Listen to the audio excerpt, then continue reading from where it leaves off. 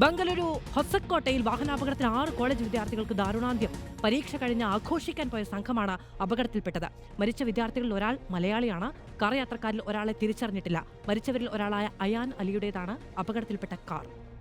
അരുൺ പൂപ്പറമ്പ വിവരങ്ങളുമായുണ്ട്. അരുൺ, ഈ അപകടമുണ്ടായത് എങ്ങനെയാണ്? ഈ മലയാളി വിദ്യാർത്ഥിയുടെ കുടുംബത്തിൽ ഈ വിവരമൊക്കെ അറിഞ്ഞിട്ടുണ്ടോ? എപ്പോഴാണ് ഈ വിവരം പുറത്തു വന്നത്?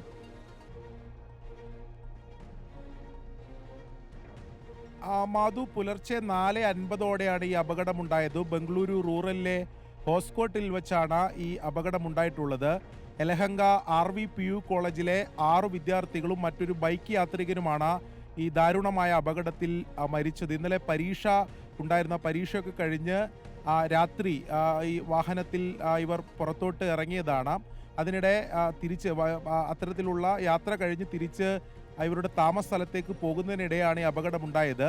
ഈ വിദ്യാർത്ഥികൾ സഞ്ചരിച്ചിരുന്ന കാർ മറ്റൊരു ബൈക്കിലും അതോടൊപ്പം ലോറിയിലും ഇടിക്കുകയായിരുന്നു. ഈ കാറ് നിയന്ത്രണം വിട്ട് ഇടിച്ചു എന്നതാണ് ഇപ്പോൾ പോലീസിൽ നിന്ന് മനസ്സിലാക്കാൻ കഴിയുന്നത്.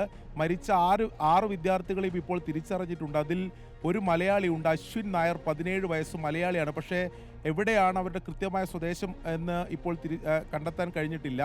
മറ്റു വിദ്യാർത്ഥികളുടെ പേരിങ്ങനെയാണ്: അർഹാൻ ഷെരീഫ്, അയാൻ അലി, ഭരത്, ഏദൻ ജോർജ്, ഫർഹാൻ എന്നീ 6 വിദ്യാർത്ഥികളും അതോടൊപ്പം മറ്റൊരു ബൈക്ക് യാത്രികനുമാണ് ഈ അപകടത്തിൽ എന്തായാലും മരിച്ചിട്ടുള്ളത്. ഇവരുടെ കൂടുതൽ വിവരങ്ങൾ ലഭ്യമായി വരുന്നതേ ഉള്ളൂ. കോളേജ് അധികൃതർ ഉൾപ്പെടെ പോലീസ് ഇപ്പോൾ അവിടെ എത്തി ആ വിവരങ്ങൾ ശേഖരിച്ചു വരുന്നു എന്നാണ് നമ്മൾ മനസ്സിലാക്കാൻ കഴിയുന്നത്. എന്തായാലും ദാരുണമായിട്ടുള്ള അപകടമാണ്.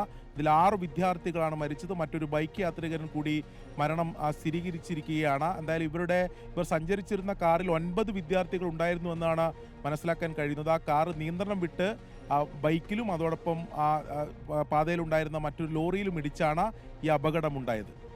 അരുൺ പൂപ്പറമ്പയാണ് വിവരങ്ങൾ നൽകിയത്. പരീക്ഷാ കാലമൊക്കെ കഴിഞ്ഞാലൊന്ന് ആഘോഷിക്കാൻ പോകണമെന്ന് കൂട്ടുകാർക്ക് തോന്നുക സ്വാഭാവികമാണ്. പക്ഷേ വാഹനം എടുത്ത് പോകുമ്പോൾ നമുക്ക് 17 വയസ്സുള്ളൊരു കുട്ടിയാണ് മരിച്ചത്. സ്വാഭാവികമായും ലൈസൻസ് ഉണ്ടാവില്ല. ആ ആഘോഷങ്ങൾക്ക് ഒരു പരിധി വേണം, സുരക്ഷാ ക്രമീകരണങ്ങൾ വേണം.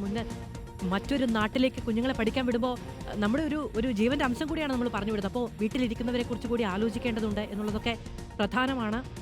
വാഹനം കണ്ടാൽ നമുക്കറിയാം അതിൽ നിന്ന് ഒരാൾ പോലെയും രക്ഷിച്ചെടുക്കാൻ കഴിയാത്ത സാഹചര്യമുണ്ട്. അത്രമേൽ വലിയ അപകടമാണ്. ഒന്നും പറയാനില്ല. 6 പേരുടെ ജീവനാണ് നഷ്ടപ്പെട്ടു പോയത്.